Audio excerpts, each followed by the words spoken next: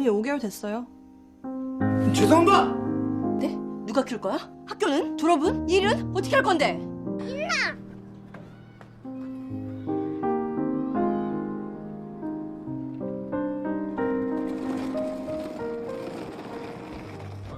Film ini dimulai saat Kim Too-il yang sedang asik berbincang dengan murid les privatnya, Jang Ho-hun. Terlihat di raut wajah mereka bahwa mereka adalah sepasang kekasih yang sedang dimabuk asmara. Kim Too-il yang tengah asik membayangkan dirinya dengan Ho-hun sebagai seorang raja dan pasangannya dalam puisi yang mereka baca, terbawa suasana hingga melakukan hubungan yang tidak seharusnya dilakukan oleh sepasang kekasih sebelum mengikat janji pernikahan. Singkat cerita, 5 bulan kemudian, Kim Too-il yang tengah mengandung buah hatinya bersama Ho-hun akibat kejadian malam itu, kini mereka menghadap ibu kandung dan ayah tiri Kim Too-il untuk meminta restu. Semua ini Too-il rencanakan agar buah hatinya itu tidak dapat digugurkan karena telah memasuki kandungan 5 bulan. Namun orang tuanya itu tetap bersikeras menolak hubungan mereka. Ayah dan ibunya mengkhawatirkan masa depan Too-il yang belum kuliah itu.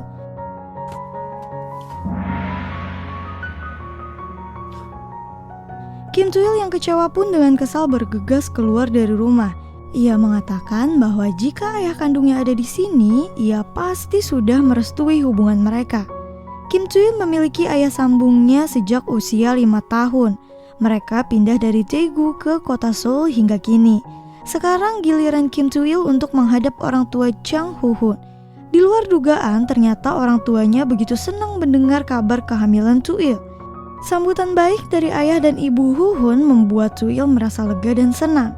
Namun ia tetap bertekad untuk mencari keberadaan ayah kandungnya.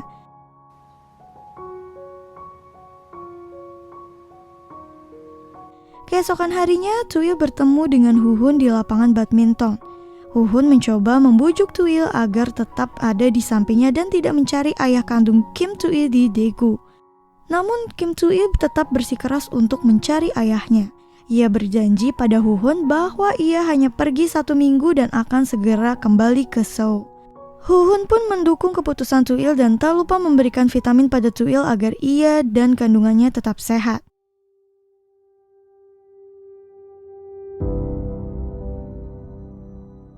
Setelah perjalanan yang cukup lama, ia berhasil sampai di kediaman kakek neneknya yang berada di Daegu. Begitu pintu rumah terbuka, Too-il dimarahi habis-habisan oleh kakek dan neneknya. Mereka kecewa dan merasa malu dengan kehamilan ini. Namun, rasa sayang mereka lebih besar daripada rasa malunya. Kakek dan neneknya pun mengizinkan Kim Too-il untuk tinggal dan memberikan berbagai macam makanan yang enak untuk cucunya itu. Setelah makan, Kim Too-il masuk ke kamarnya dan mencari foto dirinya bersama ayah kandungnya. Namun sayangnya, foto bersama ayah kandungnya itu tak ia temui satupun. Bahkan ingatan akan ayahnya pun tidak jelas. Bermodalkan tekad, Kim Too-il pun mulai pencariannya di pagi hari yang cerah. Di perjalanannya, ia menemukan sebuah kedai yang menyediakan menu kesukaannya, yaitu jelly biji. Sembari makan, ia ditemani oleh Ho-hun melalui panggilan telepon. Namun tiba-tiba Too-il dihampiri oleh seorang gadis kecil lucu berbaju pink itu. Namun belum sempat bertanya lebih jauh, anak kecil itu pergi begitu saja tanpa sepatah kata pun. Dengan bermodalkan marga ayahnya yaitu Choi, Kim Too-il menyusun daftar orang-orang yang ada di Daegu dengan marga itu. Orang pertama yang ia temui adalah seorang guru di suatu sekolah. Namun sayangnya ternyata pertemuan pertamanya itu tidak membuahkan hasil. Guru yang ia temui itu bukanlah ayah kandungnya karena guru itu belum menikah. Untuk mengobati rasa kekecewaannya itu, Too-il mengunjungi pasar yang ia temui dalam perjalanan pulang. Ia berjalan-jalan mengelilingi pasar itu dan menemukan makanan yang sangat menggoda. Aromanya sangat menarik dirinya untuk membeli makanan itu. Tak disangka orang yang menjual makanan itu adalah teman kecilnya, yaitu Punan. Kim Too-il dan Punan pun saling bertukar kabar dan asyik mengobrol sambil menyantap makanan yang Punan jual itu. Kim Too-il seperti mendapatkan kekuatan baru untuk kembali mencari keberadaan ayah kandungnya di esok hari. Keesokan harinya yang seperti hari sebelumnya, ia mengisi tenaga dengan makanan kesukaannya di kedai yang sama sebelumnya. Kejadian yang sama pun terulang kembali. Gadis kecil yang imut itu kembali menemui Too-il dan membawa buku pelajarannya. Ia meminta tolong kepada Cuil untuk mengerjakan tugasnya. Namun begitu Cuil meraih buku pelajaran itu, sang gadis kecil itu mengambil makanan yang ada di mangkok Cuil dan pergi lari begitu saja meninggalkan bukunya.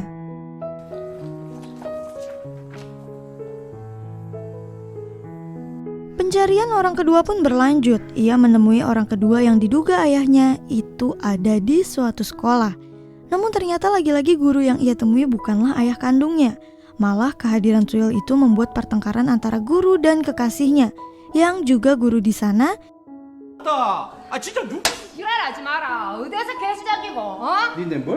Hingga menarik perhatian para murid di sana. Cuil yang tidak ingin ikut terlibat dalam perkelahian itu pun segera keluar dari tempat itu. Kim Cuil yang sedang menuruni tangga sekolah itu pun tiba-tiba mendapatkan panggilan dari seseorang. Panggilan telepon tersebut ternyata dari ayah sambungnya. Ayahnya itu menanyakan kabar Cuil dan meminta maaf kepadanya atas perbuatannya waktu itu.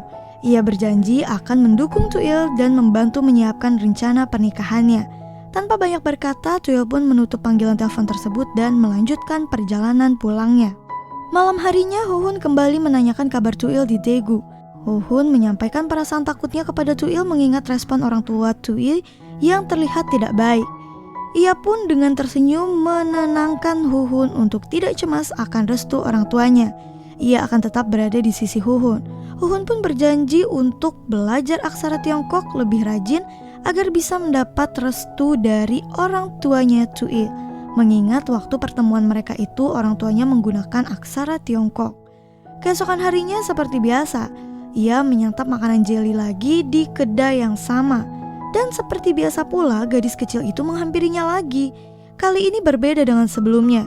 Cuil berbincang cukup lama dengan gadis kecil itu dan ia merasa kasihan dengan gadis kecil itu karena ia juga tidak memiliki orang tua yang lengkap. Gadis itu hanya memiliki ayah.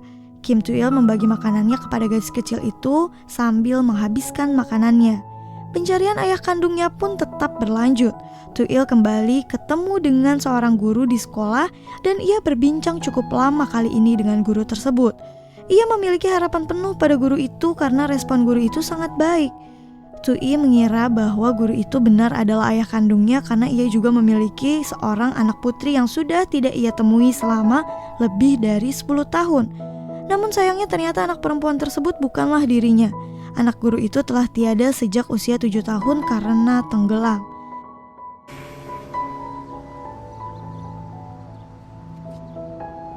Malam harinya Kim Cuil berbincang dengan neneknya sambil membersihkan peralatan masak. Cuil menanyakan kepada neneknya perihal foto masa kecilnya, mengapa tidak ada foto yang sedang bersama ayahnya. Bahkan Cuil juga baru menyadari foto masa kecilnya tidak ada yang bersama ibunya, hanya fotonya seorang diri. Neneknya pun menjawab karena yang memotret dirinya adalah ibunya seorang diri. Neneknya mengatakan pada Cuil untuk mengikuti kata hatinya saja dan teruslah berbahagia tanpa memikirkan masa lalunya.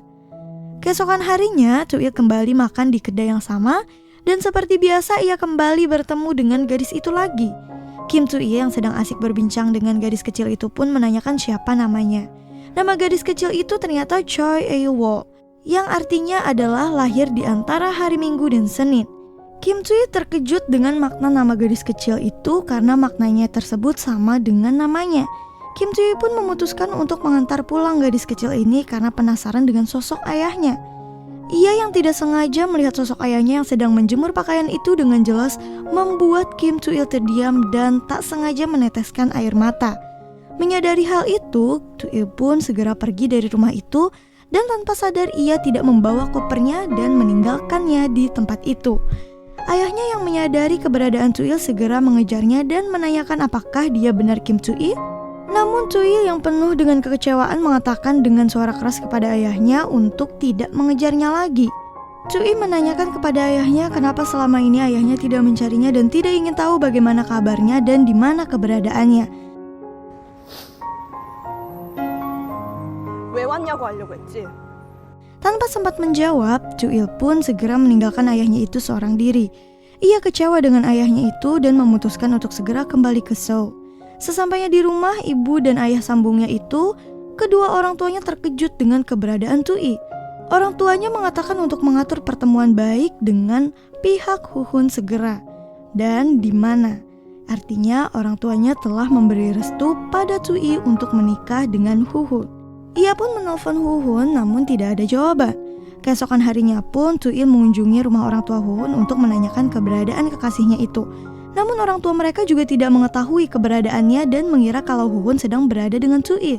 Orang tuanya mengatakan kepadanya untuk tidak cemas dengan keberadaan Huhun. Mereka berjanji untuk segera menemukannya dengan bantuan aparat polisi. Kim Cui pulang ke rumah dengan rasa cemas. Ia mengatakan masalah itu kepada kedua orang tuanya dan Cui meyakinkan mereka bahwa Huhun adalah orang yang bertanggung jawab. Dia tidak akan lari dari tanggung jawabnya begitu saja. Cui juga bertekad untuk menjadi orang pertama yang menemukan keberadaan Huhun tanpa bantuan polisi. Tiba-tiba bel rumahnya berbunyi. Dengan segera Kim Cui menuju pintu dan membukanya. Ia mengira itu adalah Huhun yang telah mengunjunginya. Betapa terkejutnya Cui bahwa yang membunyikan bel itu bukanlah Huhun, melainkan ayah kandungnya. Ia datang untuk mengembalikan koper Cui yang tertinggal di rumahnya.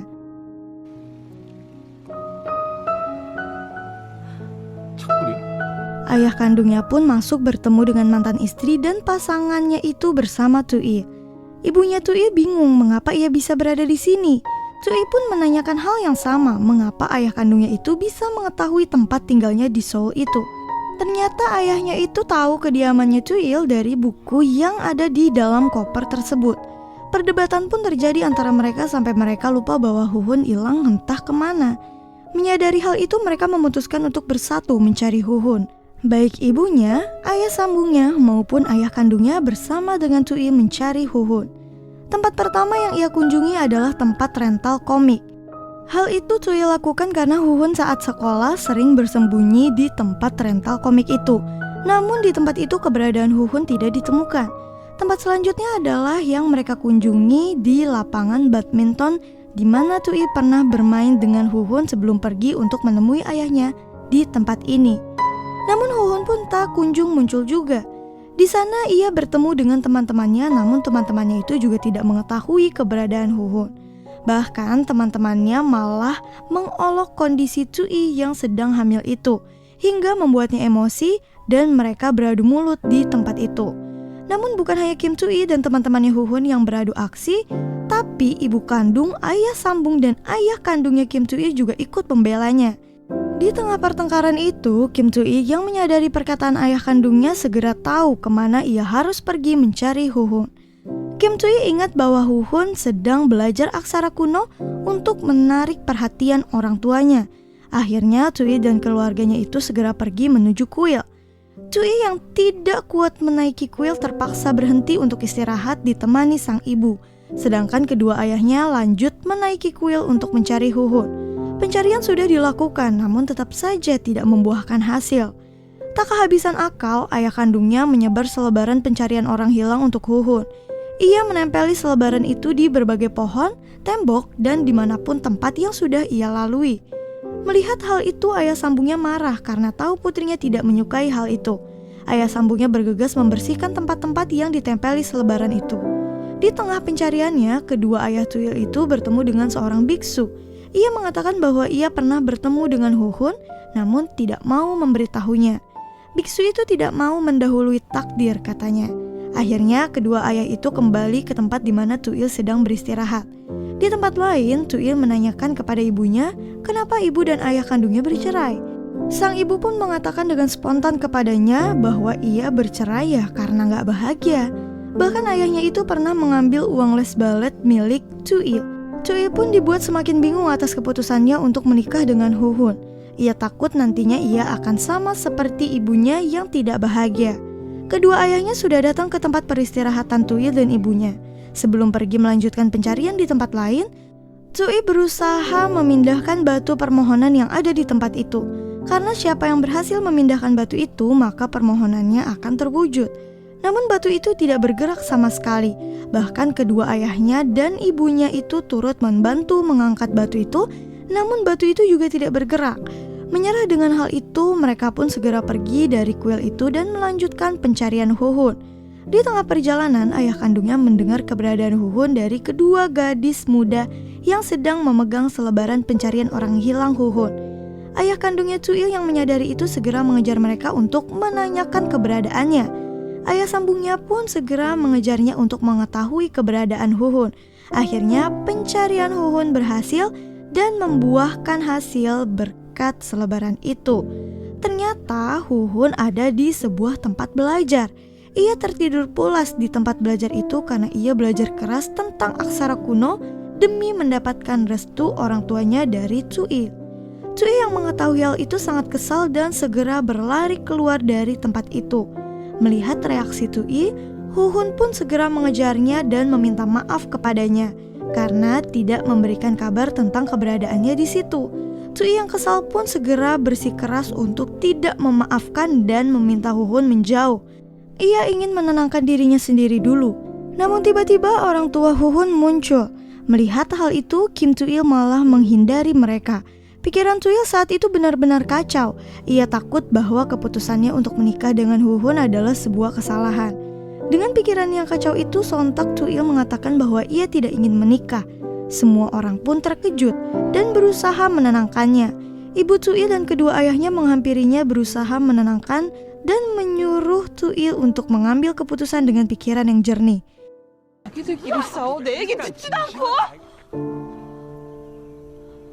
Setelah berbincang bersama, ternyata Cuil takut dan trauma akan nantinya Huhun akan menghilang tiba-tiba seperti ayah kandungnya yang tiba-tiba menghilang dan bercerai dengan ibunya. Ibunya mengatakan bahwa sekalipun pernikahan sebelumnya sudah kacau, namun itu tidak sepenuhnya kacau. Setelah dinasehati oleh ibu serta kedua ayahnya, Cuil memutuskan untuk menikah dengan Huhun. Huhun yang mendengarnya sangat senang karena perempuan yang ia cintai mau memaafkannya dan hidup bersama dengannya.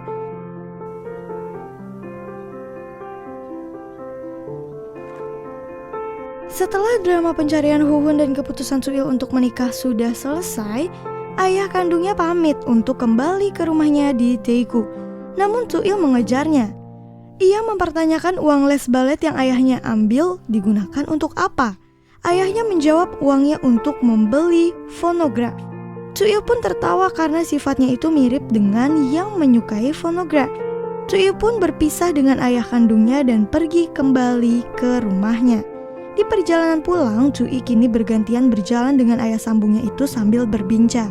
Di tengah perjalanan itu, ia menyadari bahwa ayah sambungnya sudah berusaha keras untuk menyayanginya, juga dengan ibu dan ayah kandungnya yang menyayangi Cuil.